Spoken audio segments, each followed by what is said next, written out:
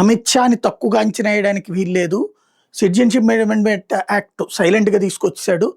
కోర్టుల్లో కూడా కేసులు వేస్తే ఏమీ లేదన్నట్టు చెప్పుకొచ్చారు. నిదానంగా దాన్ని రాష్ట్రాల వారీగా అమలు చేపిస్తున్నాడు. అట్లాగే సర్ ద్వారా ఎవరైతే దొంగ ఓట్ల పేరుతో అనేక మంది తీపిస్తున్నాడు. రేపు మాపో ఎన్ఆర్సీ పెట్టిన ఆశ్చర్యపోనక్కర్లేదు. ఇది ఓవైసీ గారి మాట. ఖచ్చితంగా అమిత్ షా అది చెయ్యాలని ప్రతి ఒక్క దేశ క్షేమం కోరే జాతీయవాది ఆశిస్తున్నాడు. భారతదేశంలో సిటిజన్షిప్ అమెండ్మెంట్ యాక్ట్ అంటే ఏంటి? పక్కన ఉన్నటువంటి పాకిస్తాన్లోనో, బంగ్లాదేశ్లోనో, ఆఫ్ఘనిస్తాన్లోనో మత హింసకి గురయ్యి బ్రతకలేక బ్రతుకుతున్నటువంటి వాళ్ళకి ఈ దేశ పౌరసత్వం.